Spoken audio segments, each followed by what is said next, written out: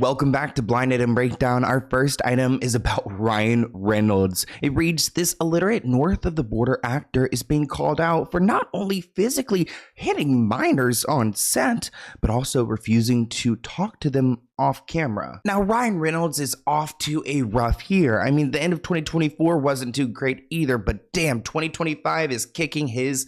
You know what? This comment reads, finally, the exposure of Ryan Reynolds. Another person writes, God, can you imagine the fights him and Blake have? Follow-up commented, Blake Lively also went off script and slapped Anna Kendrick in a simple favor, which is a little bit bizarre for an actor not only to go off script, because I'm such like a rule follower. I go through every single rule and I follow them. So if I'm an actor, I feel like I could never go off script because I'm like breaking the rules, especially going and then like assaulting your castmate, slapping them because you felt like it would make the moment more impactful. I mean, I feel like that's pretty violating. Let's watch Blake and Ryan assault their co-stars. Let's remember these slaps I'm about to show you were not in the script and not expected by their co-star. Here's the clip from A Simple Favor. And you're gonna feel really bad about being so mean right now. I like you! And according to the internet, Blake Lively swats Anna Kendrick on her backside with the back of her hand was improvised by Lively. She believed it was appropriate for her character. Kendrick's yelp of pain and surprise was genuine. And in Blake's lawsuit, she's literally alleging that Justin Baldoni improvised physical intimacy, specifically in this scene, mind you, a scene where I think Blake Lively looked completely comfortable. It kind of seems like Blake Lively learns from Ryan Reynolds. Now, when it comes to Hollywood couples, I feel like sometimes there's one who's a little bit more liked than the other, but at this point, it seems like Blake and Ryan are at the same level. Now, this additional item from August 2024 reads, the Writers Guild doesn't want the north of the border actor Ryan Reynolds mad at them, so they won't do anything about him being a scab. Now, I do want to talk about this allegation of him slapping a child, and I'm so tired of these like dated jokes, these old comedians like, wait, what, the child had it coming? That's what he's quoted saying. In 2005, before he found his footing as a charming hunk, the Canadian appeared in a remake of the Amityville Horror. Ryan played George Lutz, a man who moves into a home with his wife and 3 children. Speaking with Radio Free, Ryan was asked about the scene where he slapped Jesse James, an actor playing one of his kids, despite the direction of not being in the script. Quote, he had it coming, he said. No, it was actually horrible. I didn't mean to do it. It wasn't hard or anything. He looked up and he was just like, won the lottery, he said. It was just so cool to him, I guess the kid, to get slapped in the face. Okay, try your best to explain that away. And I look over and the script supervisor's crying and I'm trying to apologize to her and I don't know what's happening. Okay. I mean, how bad did he like slap the kid to where the supervisor is over here in tears? I mean, I feel like that entire interaction would happen very quickly. Ryan tried to blame the incident on Native Americans, shout out to Native Americans, who were possessing his character, which didn't fool anyone. Quote, it was one of those great moments, he continued, in a perverse way. I was sort of excited by the fact that something happened on film that was just totally unplanned, and it just came out organically enough and not so organically that it actually hurt anyone. He was trying to make that clear. So everyone walked away from it, but it was definitely disturbing. So apparently Ryan Reynolds plays the psychopath dad in this movie, and Jesse James is his son.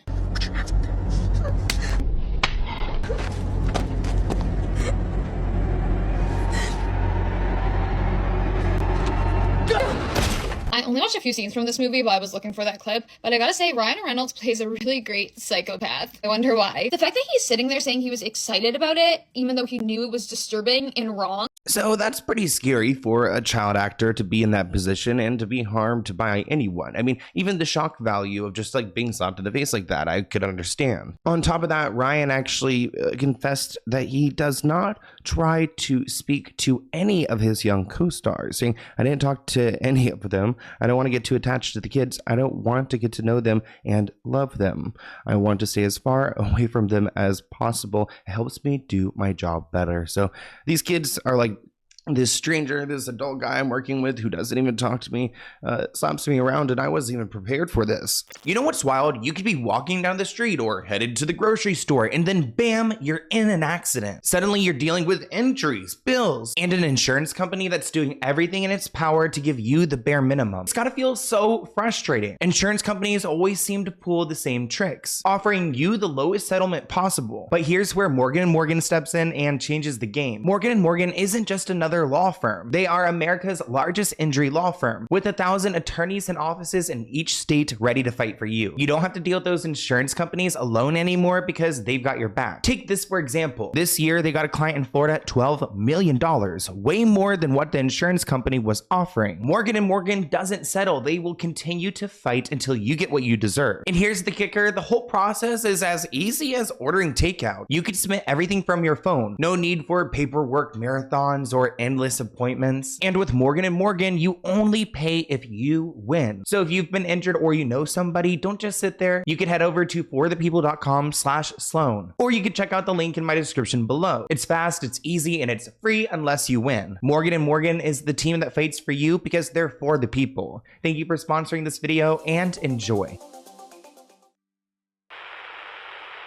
This next item is about Gypsy Rose Blanchard. It reads, the 3 named celebrity can say whatever she wants, but CPS did check on her child. Now, as far as we know, Gypsy Rose hasn't given us any reason to be, well, actually, let me stop myself. I was gonna say, she hasn't given us any reason to be concerned, but she did unalive her own mother. This comment reads, I think they were mandated as part of her release conditions. Another person writes, already? Though Gypsy is clapping back, saying that this rumor isn't factual.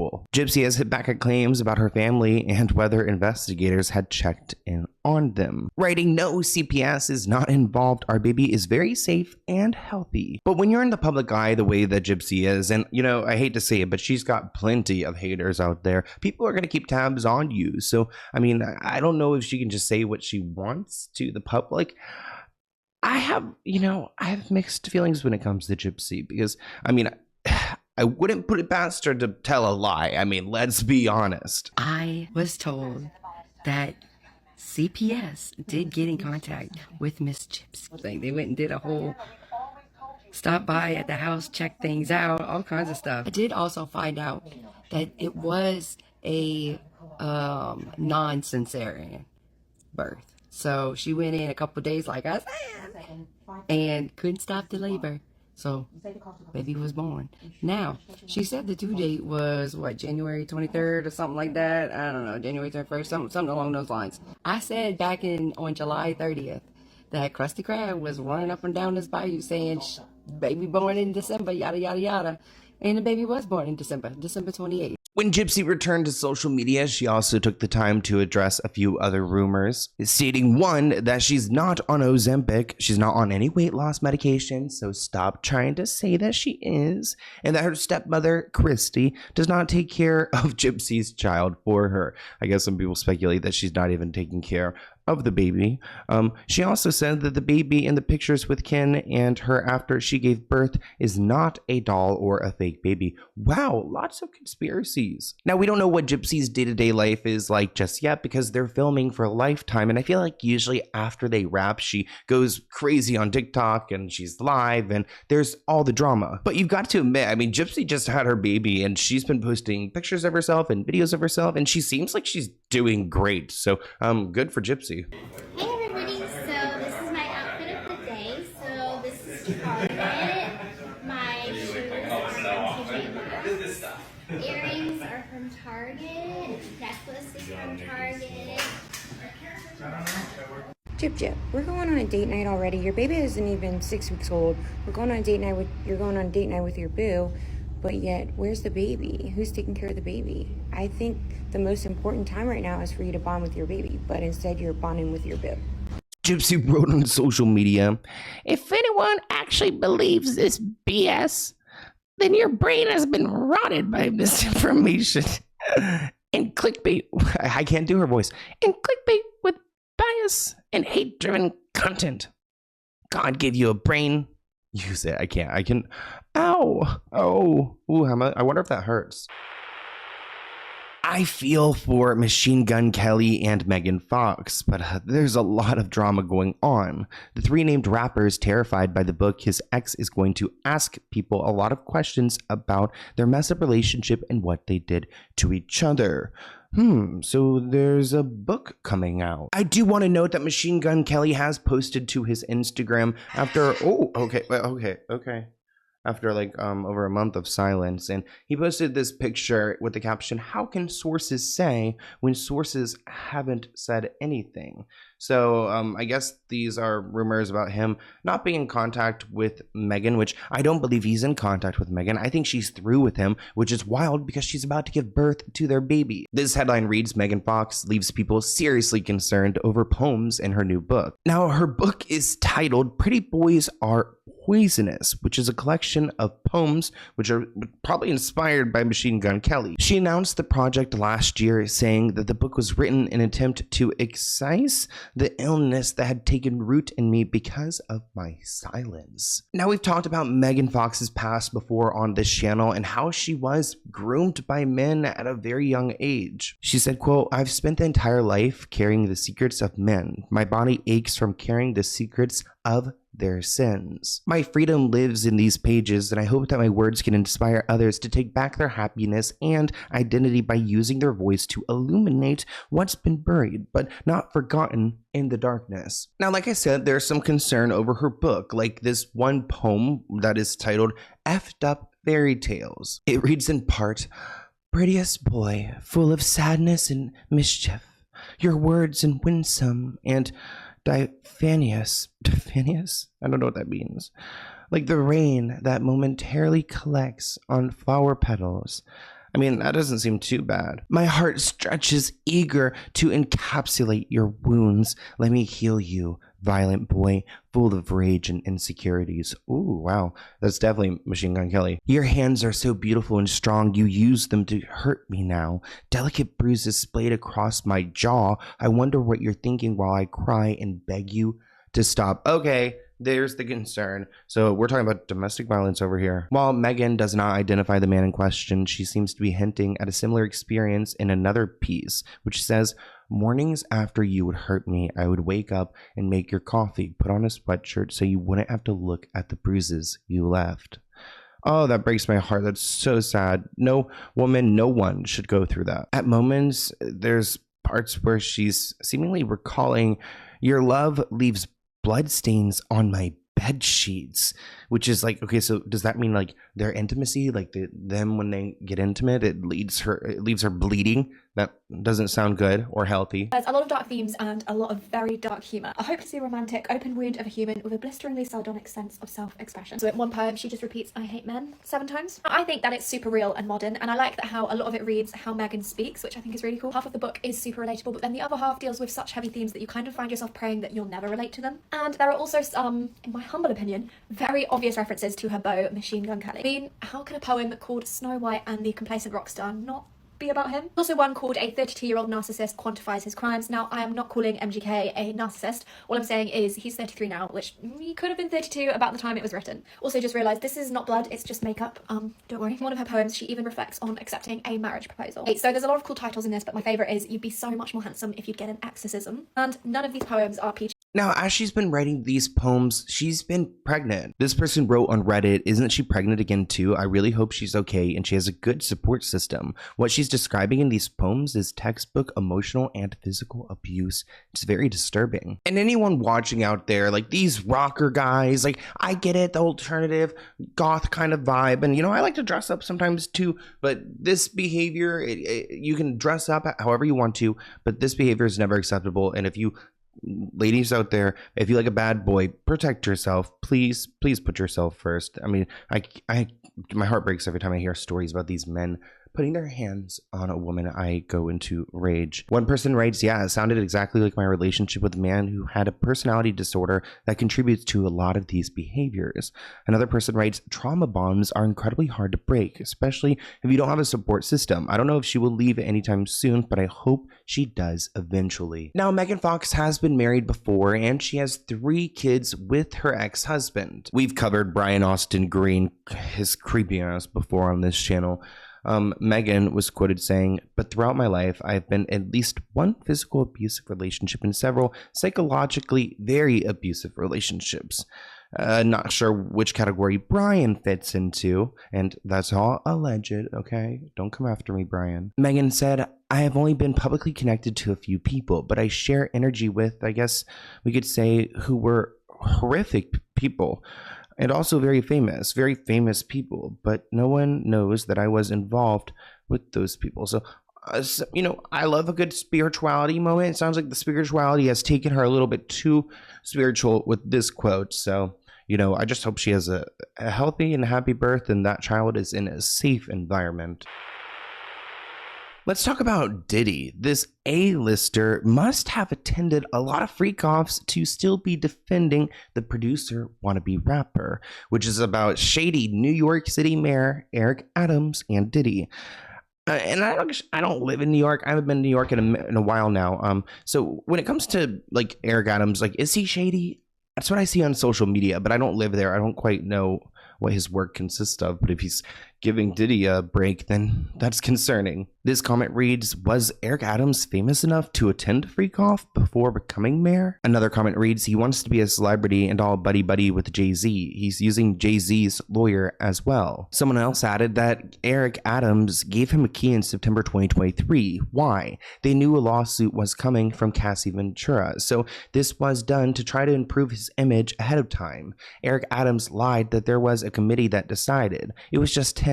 He did a lot of corrupt stuff. Yeah, I mean, really, let's make it make sense, Eric Adams. Why did you give him a key and why are you defending it? It really makes you question how much these people in charge are being paid off. It's gross. It's disgusting. He already has the keys to some pretty exclusive places, and now Sean Diddy Combs can add New York City to that list. It's Diddy Day in the city. Videos have been playing on the Jumbotron for TSX Broadway, and the crowd waited. Then around 11:30, the doors opened for the mayor and the artist. The bad boy of entertainment is getting the key to the city from the bad boy of politics. I want to thank y'all for this honor and just recognizing me being from New York, giving me the key to the city. Diddy finally has the key to the city. The bad boy of entertainment, that's right. And Eric Adams is the bad boy of, I guess, politics. He's under indictment on federal corruption charges. That's rich. In September, there were investigations into his administration that led to his indictment on charges of bribery, fraud, and soliciting illegal foreign campaign donations. Foreign campaign donations. So these people are like getting money overseas. Other people, other countries are running our own government and our cities. And on top of that, Eric Adams has also had similar allegations to Diddy of SA. So maybe they're just like each other. Eric Adams, the mayor of New York City, has also been accused of sexual assault for an incident that allegedly happened 30 years ago. The accusations date back to 1993. The accuser, who has not been identified, is asking for at least $5 million in damages. Adams called the claims, quote, absolutely not true. Both allegations against Sean Combs and Eric Adams came just before the Adult Survivors Act expired in New York. The temporary law allowed adult victims to sue over attacks that occurred even decades ago. Now, after that video footage of Cassie was released, he had to go and return the key. I mean, there was no other choice. Or Eric Adams was going to be on site ready to rip it out of his hands. Actually, it turns out that Eric Adams wanted to make it clear it was not his decision, but the committee's decision, the made-up committee that he had created. And he said that Diddy's team had been cool with the reversal of the key. Eric Adams has also expressed sympathy for Sean Combs, who has been jailed in Brooklyn since his arrest in September. Wow, time is flying by. About like 4 months now, huh? Eric Adams said, oh, you can't make this up. There, by the grace of God, goes I. We're all going through something, so my heart goes out to him. Your heart goes out to a man who's destroyed lives. Wow, yeah, he wouldn't have my vote. And given everything that's developed over the weekend with P. Diddy, what are you thinking about possibly rescinding the honor that you gave him last year when you presented him with the key to the city? I think all of us were deeply disturbed by watching that chilling video of the young lady being assaulted by him and the committee and the team. We've never rescinded a key before, but we are now sitting down to see what the next steps forward are going to be. So you are considering it? We are taking everything under analysis, and the team will come back with me with a final determination. All right. Now, honestly, I did not see this blind item on my radar. It's about Cynthia ERIVO, and it reads, the foreign-born actress has always been a racist, which I'm not stating this is just a blind item. But the mainstream outside of her own country didn't know until now, when she was nominated for an Oscar. Those PR campaigns get dirty early. So it seems like she's competing for an Oscar right now, which we all know, and some of her competitors are trying to get her out of the running by pulling out some of her nasty tweets. I've never been a big fan of Twitter or X. It's just not my platform. YouTube is where I'm at. I love my subscribers so much. And also, I do want to mention that our blind item breakdown hats are on sale until, I believe, Saturday, until the end of the month, until the end of January, and you won't be able to get them again. Thank you to all of the orders. I really appreciate it. And I love that you guys have this little item, this special piece of, you know, Sloan history, and there will be a new like merch item coming in like mid-February, but it's not something you wear. It's more like a collector's item, and that will be on sale for a couple weeks. And you know, they're just little drops, but I love seeing you guys wearing the blind item breakdown hats. Actually, my friend Lorelai, I went to dinner with her last night. She's got a YouTube channel called Lennon the Bunny. Went out with her, and here's some pictures of us wearing the hat. So love it. This article reads, the Time Wicked star Cynthia ERIVO's disturbing tweet about African Americans landed her in deep trouble. It's not rare for celebrities to get into trouble over their social media presence, and Cynthia found herself in trouble after she was cast in a biopic about Harriet Tubman. While the film proved to be a breakout project for her, it landed her in some trouble when people started to learn her name and look into what she's posted before. The internet lives on forever, people. They don't just say that, it's for real. This article reads, after it was announced that Cynthia was set to lead Harriet Tubman's biopic, people weren't thrilled with the casting choice, given her Nigerian ancestry rather than being an American descendant of enslaved people. But these weren't the only rebuttals against the actress, as some of her tweets from 2013 escalated the situation. As a black woman, Cynthia is full of herself and nobody cares. She wasn't feeling like this when she was talking about black Americans. She can get over it. I wasn't sure what this commenter meant, so I did a little bit of digging. Her casting in the Harriet Tubman movie from 2019 was controversial to some because she is not a descendant of American slaves. A Twitter user said, someone high up is putting serious money and weight behind trying to make Cynthia ERIVO happen, and they're stepping on the necks of black American actresses to do it. Biopics for Harriet Tubman and Aretha Franklin were already in the works with Viola Davis and J. Hud, respectively. Ebo Peep says, this thread is about why Cynthia ERIVO should not play Harriet Tubman, the Moses of her people and a sacred African American ancestor. It goes beyond Cynthia's birthplace, accent, heritage, and even her association with an ethnic bigot. It rests on a pattern of behavior and choices. Here she's talking to this guy, Joel, about some song that she wrote, and says, I suppose I should really make an attempt to record Signal properly. Parentheses, ghetto American accent. Baby, you know I got you, I'ma sing it to you, but I still gotta do what I gotta do, you feel me? Hashtag scene XXX. Now, Cynthia clarified her comment, saying they were taken out of context, saying the tweet was intended to celebrate a song I had written when I was 16. She says, the tweets were taken out of context without giving me the room to tell you what it meant. It wasn't mocking anyone, really. It wasn't for that purpose at all. Our next blind item is about poor Camila Cabello. It reads, the foreign-born illiterate singer has been A-list for quite some time. Usually that means you play to more people than you could fit in your living room, but though no one is paying to see her right now, the music career appears to be over. Camila Cabello just can't seem to get a break. This comment reads, it really feels like it's harder to stay famous these days than it used to be. People are more interested in influencers than traditional celebrities. Comment below, what do you guys think about that take? I mean, do you think people care more about influencers than celebrities? Maybe none of the above. Just kidding. Another person comments, they knew what ticket sales were like, and then she went out there anyway and performed like a professional. Good for her. Another person writes, Camila Cabello, and thank God for that. Another person writes, I'm not a fan of hers, but I do respect that she did the show anyways. Camila Cabello did get some backlash for having a rather empty stadium. But wait. We have another blind item that is related.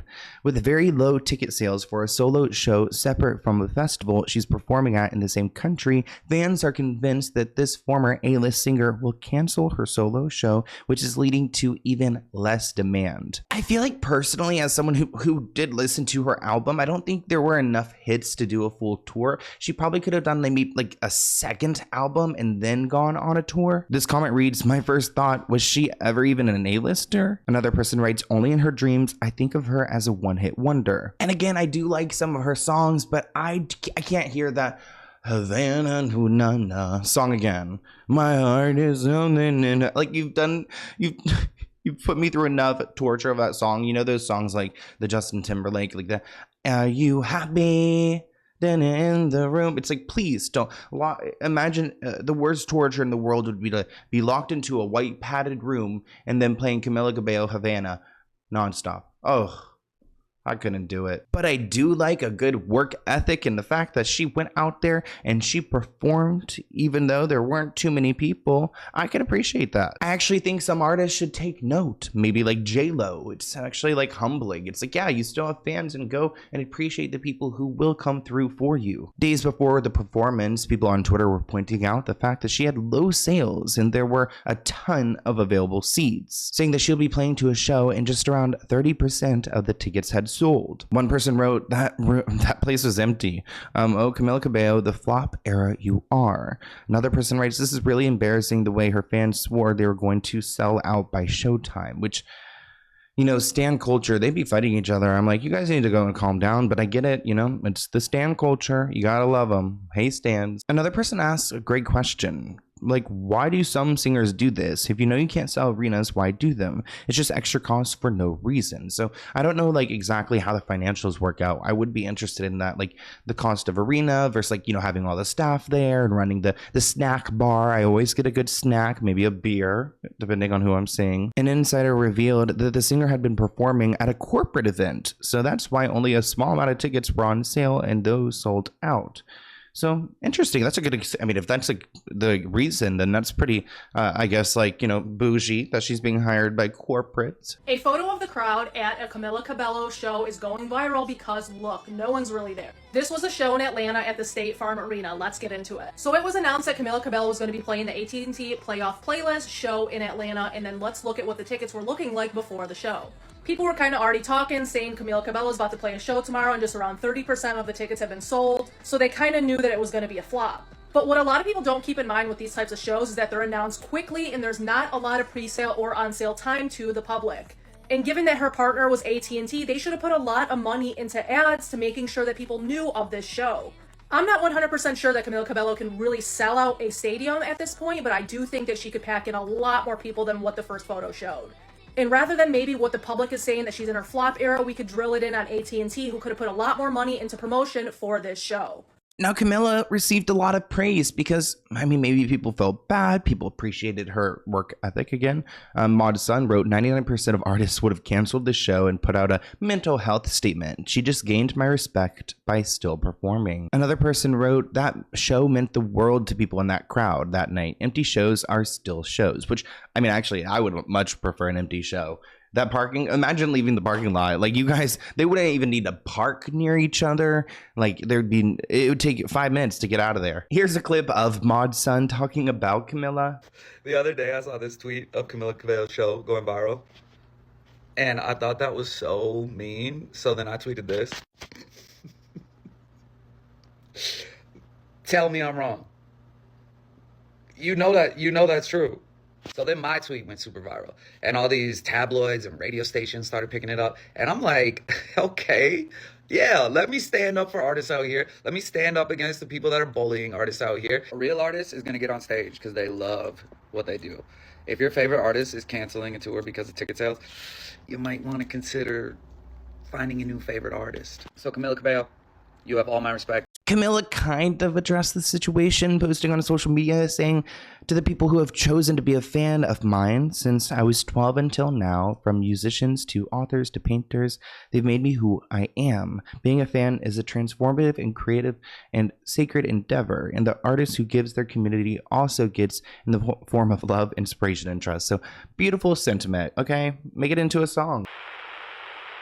Now, this is about Rihanna and her man, A$AP Rocky. This blind item reads, this foreign-born, one-named permanent A-list singer couldn't write a check big enough to keep her significant other from going to trial, but is paying off pundits to make her case for her. It does seem like Rihanna is being dragged into A$AP Rocky's legal struggles. One person wrote, bribing or trying to bribe a judge is a crime. Watch out, Rihanna. Another person writes, he was offered a deal and refused. Another person commented, I predict he's going to regret that, to pass on a less than a year of a jail sentence for a chance to be found not not guilty is stupid. Now, I wonder if we're going to see Rihanna in the room, and that's the big question right now. I mean, comment below, if your man or your baby daddy was headed to trial, would you be in the room to support him? Jury selection is currently underway, and it turns out he turned down a couple of plea deals. So he's decided to fight these gun charges he's facing, and it looks like a jury is going to decide his fate. People are also asking the jury contenders about their understanding of Rihanna, or rather their fandom of Rihanna, and whether they use Fenty, they listen to her music, trying to make sure they don't have any fans in the mix that are going to, you know, win it over for Rihanna. ASAP has been in court all week, readying for his trial to commence. If he agreed to the plea deal, he would have gotten one felony charge and serve 180 days in jail, which even like 2 days sounds like a lot of days in jail. So 180, oh, I started to black out a little bit. But because he decided to decline, he could face up to 24 years in prison. I mean, do you think Rihanna is gonna wait around? Maybe we'll finally get that album. She'll have some time to go and work on it. Prosecutors claim that A$AP Rocky was holding a gun during a physical altercation with A$AP Melly, his former friend, who accused him of assault. Y'all ain't know A$AP Rocky facing 25 years? And he just rejected a plea deal. I respectfully decline, thank you. Prosecutors say he fired multiple shots at former classmates and music collaborator outside a Hollywood hotel way back in 2021. Previously pleaded not guilty to 2 felony counts of assault with a semi-automatic firearm. The prosecution have submitted this CCTV evidence of him allegedly holding the weapon. Because of this, some people are saying that Rocky is unwise not to take the plea, which would have been a 7-year suspended sentence, 180 days in jail, and 3 years probation. The second felony charge would have also been dismissed if he had accepted the plea. And the judge made it crystal clear he wouldn't be treated any differently because he's a celeb. You're not going to get any special treatment. Your status as an entertainer, your status as the significant other of Rihanna, that's not going to go to your benefit. But A$AP's team have a defense. Rocky's attorney Joe Tacopina, who was also Donald Trump's attorney, revealed their plans to call witnesses to testify that a firearm seen on the security video is a starter pistol. Let's get back into the Menendez brothers. Well, not the brothers, but the actors. A brother killer actor has let fame get to his head. Oh no, don't you hate when that happens? So much that while out in New York City, he was hitting on one woman while he was with his girlfriend. That's a big no-no. He made plans to meet up with one after he sent his girlfriend home in an Uber, which is about Nicholas Alexander Chavez, who played Lyle Menendez. One comment reads, "It disgusts me when I see a guy with his girlfriend or wife turn his head to look at another woman walking by. It's so disrespectful." Another person comments, "I hope she cheats on him," and leaves him in the dust. Another person writes, "That's definitely a red flag. Leave immediately." He has been dating Victoria Abbott, so I mean, in my opinion, if he's cheating, she does deserve better. And it seems like Nicholas is trying to save face after claims he was on a dating app during his relationship. How do you end up on a dating app when you're in a committed relationship? Supposedly, Victoria has been assuring fans that they were just friends when Nick was interacting with other girls, but an insider adds that it's not really convincing because Nicholas and Victoria were already referring to each other as BF and GF by the time that he was seen on the dating app Raya. Raya gets a lot of these people in trouble. Hey, I mean, it's better to find them on Raya than Grindr, you know what I'm saying? But it seems like Nick didn't think this would blow up the way it did. And now he and Victoria are trying to save face. His girlfriend, Victoria, had been doing the round because he's the hot flavour meat packet. All the exes are starting to show up, and the situationships. And the girls that might have seen him on Raya. She says they've been together a year. But Alyssa remembers that she saw him on Raya. And not just like, oh, I forgot to delete my account, although that's a huge red flag. And an interaction happened, although he did leave her on red. Anyway, boys. So then Victoria adjusts their timeline and says, no, listen, chill, it's cool. We actually got together in March, but we've been friends for years. So she was basically spending the whole last week or 2 weeks defending him and saying no, there's no cheating scandal. Everything's cool. Please stop looking at us. Now, I don't know if you know Ryan Murphy's FX series Grotesquerie. That's the series they're both on. Victoria was also featured in Monsters, which was Nicholas's role with the Menendez brothers. She was quoted saying, "I took my role on set, BTS, iPhone, photographer, girlfriend, very seriously." Promoting the Monsters series, Lionel Eric's Menendez story. So yeah, I don't know if they're trying to save this relationship or if he's just trying to be a people pleaser and try to win over all these girls. I mean, I'm sure being this superstar now is, you know, it's hard. It must be so hard for him to just keep it in his pants, you know? Gotta have empathy for him, right? And then last night, a creator uploaded this, actually from the Monsters premiere, so it's not new, but it just got uploaded. Everybody's a little bit icked out by the fact that they weirdly start kissing, and the thing is, as unhinged as Chloe is, can't even blame this one on her. In the video, you can see that she's doing her like moody pose at the camera, she's distracted, and he just starts weirdly, intently staring at her, like until she notices. And then they kiss, not to forget the little weird nose nuzzle they did. And then to make it even weirder, he continues to like tickle and stroke her back. So needless to say, we're kind of curious how Nicholas and Victoria are going to explain this. By the way, Chloe is also married. Now, this is actually a throwback blind item, but it was recently brought into circulation again, which happens time and time again. I don't think we've ever covered it on this channel, but it reads, this former dual threat A-list actress, Amanda Bynes, who we all know and watched go over the edge, is now going to talk publicly about the predator who ruined her life. If you guys know me, we know Dan Schneider very well on this channel. The most viewed video on this channel is about Dan Schneider. This comment reads, Amanda Bynes, and if it does not happen, she got paid off or silenced by him. Another person adds, Dan Schneider may be exposed publicly and suffer infinite and painful consequences for your crimes against children. Honestly, amen to that. Another comment reads, if this is indeed Amanda Bynes, I'm hoping for the best for her. She's been through so much and I have such a soft spot for her. Another comment reads, good, go Amanda. Not only will this be cathartic for her, but it should open up the floodgates for other victims to come forward. Now, she did announce a podcast at some point, and I think we thought we're going to get some updates there. She was very robotic and unnatural within the podcast, and she just didn't seem well. I love you, Amanda, but like, you know, the podcast was a fail at the time. I mean, Dan Schneider is suing the people who created that documentary about him. Amanda was not participating in that documentary, but they heavily referenced and covered her story, which means that they're gonna have to do discovery into her story.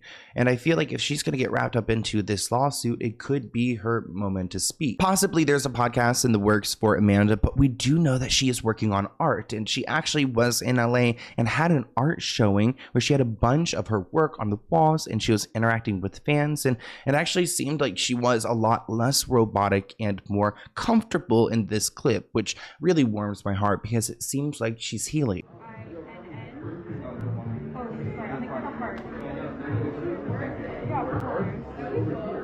We're out here supporting our girl Amanda. She's signing some hat here for some fans. There you go.